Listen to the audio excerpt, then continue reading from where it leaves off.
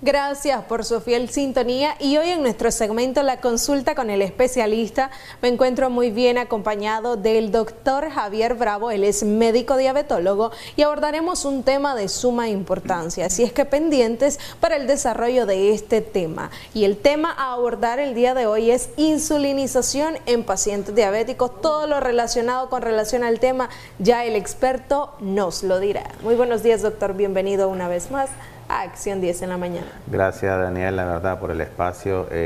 Primeramente, darle gracias a Dios por un día más de vida. Hablar de insulinización es un tema muy interesante porque a diario tenemos pacientes y cuando nosotros le indicamos la insulina al paciente, lo primero que percibimos en ellos es el rechazo.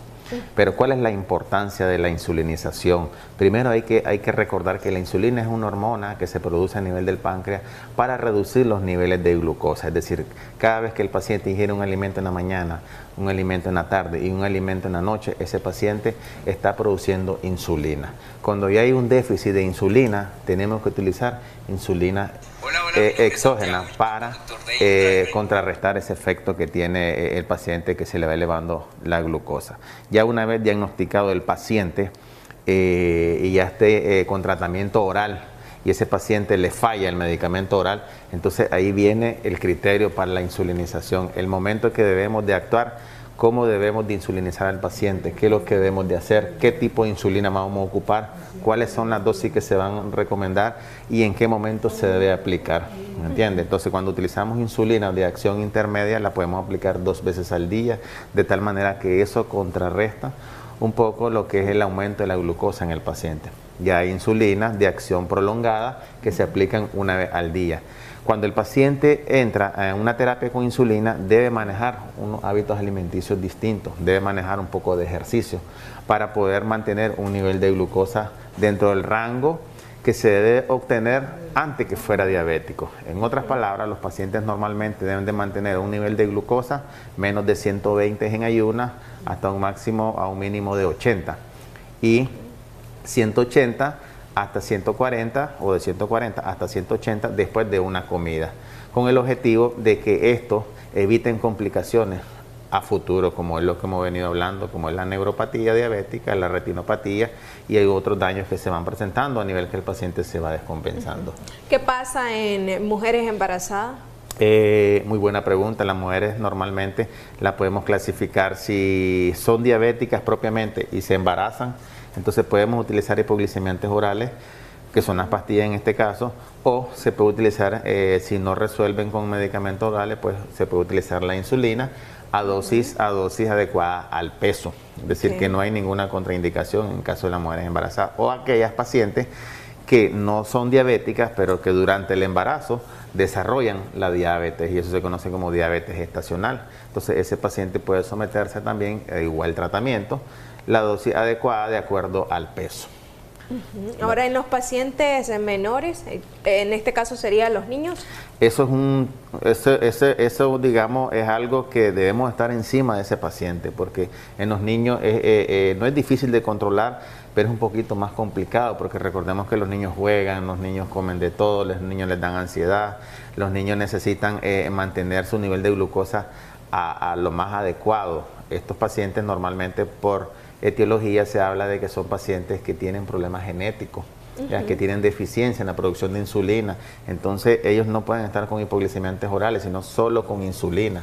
Y ahí tenemos que utilizar 2 tipos de insulina. La insulina basal, que es del tratamiento, y la insulina por bolo, que es por cada comida que el paciente ingiera. En este caso, doctor, que ya sería en los menores de edad, en los niños, ¿a qué edad se empieza la insulinización? A cualquier edad.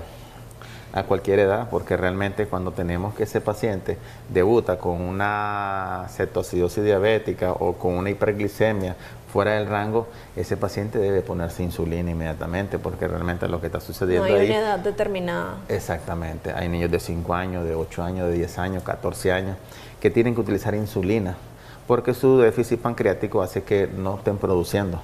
Entonces, obligatoriamente, tenemos que reponerla por insulina exógena en este caso. Caso contrario, con lo que es la aplicación del medicamento oral, que lo que hacemos es evitar lo que es la absorción de la glucosa en partes del cuerpo para que no se eleve, mientras que la otra aplicación de insulina es para que se esté haciendo el efecto directo hacia el nivel de glucosa y bajarla. Ahora, ¿cuáles son los cuidados que deben de tener los pacientes diabéticos en este trazo de la insulinización? Uno, conocer... ¿Influye la alimentación? Influye bastante, porque entre más come, más se le eleva la glucosa, más insulina ponemos. Entonces el paciente debe tener claro el uso de la insulina, cómo se debe aplicar, la aguja que debe utilizar, ¿verdad? Y la no es cualquier técnica, aguja. ¿De qué va a depender el tipo? O... Depende de la obesidad, si es delgado, si es gordito. Entonces depende de eso, es que le ponemos la aguja. Y es importante que conozca, ¿verdad?, para qué le va a funcionar la insulina y en qué momento preciso se la debe ocupar. Recordemos también que estos pacientes deben tener su glucómetro para estarse chequeando la glucosa, porque imagínate un paciente que por X o Y razón no desayunó porque se levantó tarde y le tocaba la insulina en la mañana, entonces viene este paciente, no se la pone, ¿verdad? No se la pone porque no comió, de tal manera que llega el almuerzo, hasta ese momento se la va a poner y el periodo de efecto de una insulina de la que hablamos intermedia de 12 horas, entonces se le va a juntar con la otra dosis que le toca, es decir, eso se conoce como un desorden. Entonces el paciente debe ingerir un poquito de alimentación en el momento que se aplica la insulina porque puede caer en hipoglicemia. En cuanto a este tipo de desórdenes, ¿qué consecuencias podemos encontrar en estos pacientes a largo plazo? Exactamente, los altos niveles de glucosa, lo más que le llama la atención al paciente y que los hace llevar a la consulta son los ardores en los pies, lo que se conoce como neuropatía diabética. Paralelamente a eso se están identificando otro tipo de complicaciones a nivel renal y a nivel ocular. Pero claro, hay que destacar también de que hay problemas gástricos que se conoce como gastroparesia y problemas cardíacos. Es decir, son un sinnúmero de complicaciones con solo el hecho de que el paciente se eleve la glucosa fuera del rango normal. Y si es de manera sostenida, ese paciente puede llegar a tener aumento de los triglicéridos y del colesterol, puede llegar a obstruir las venas o las arterias y eso te puede causar un daño mayor, un accidente cerebrovascular, que muchos de los pacientes terminan en eso, ¿me entienden? Y pueden fallecer inclusive. Entonces, ahora, doctor, cuando un paciente es diagnosticado con diabetes, ¿estará sometido a vivir con la insulinización siempre? ¿O no? Déjame decirte que toditos los pacientes, sin excepción alguna, van a terminar a llegar con insulina, porque hay un deterioro normal fisiológico del cuerpo. Todo paciente con diabetes termina sobreviviendo con insulina. Exactamente. Que uno más antes que otros se da, que unos fallecen y otros continúan, se da también. Pero el paciente inicia con hipoglicemiantes orales y como no se chequean, como no mantienen un peso adecuado, como no tienen una dieta adecuada, entonces ese paciente con el tiempo van desarrollando complicaciones y va a llegar un momento en que tienen que utilizar insulina para contrarrestar ese efecto de la hiperglicemia, porque recordemos también que los medicamentos orales tienen efectos directos a nivel renal también, a nivel hepático. Entonces un paciente con, digamos, con una hipertrigliceridemia, con un daño a nivel del hígado, entonces vamos a tener que aminorarle la dosis de la metformina, que es la que más ocupan. Entonces si le aminoramos eso, puede tener una hiperglicemia, un aumento de la glucosa. Entonces eso te puede conllevar a utilizar insulina. O un paciente que tiene insuficiencia renal crónica, ese paciente por daño de la misma azúcar te puede conllevar a que le suspendas el tratamiento oral y le tengas que poner insulina. Entonces todos los pacientes, cuando ya se diagnostica la diabetes, es que se tienen que cuidar desde un inicio para evitar llegar a complicaciones y evitar llegar a la insulinización. Perfecto, doctor. Para finalizar, sus recomendaciones en torno a este padecimiento. Claro que sí, como siempre lo he dicho, es importante que los pacientes diabéticos pues se hagan sus controles a diario, que hagan su hemoglobina glicosilada por lo menos 4 veces en el año. Y como siempre lo he mencionado, que mantengan a su médico de cabecera, que le lleve su control y que le consulte cualquier cambio que puedan tener durante su enfermedad.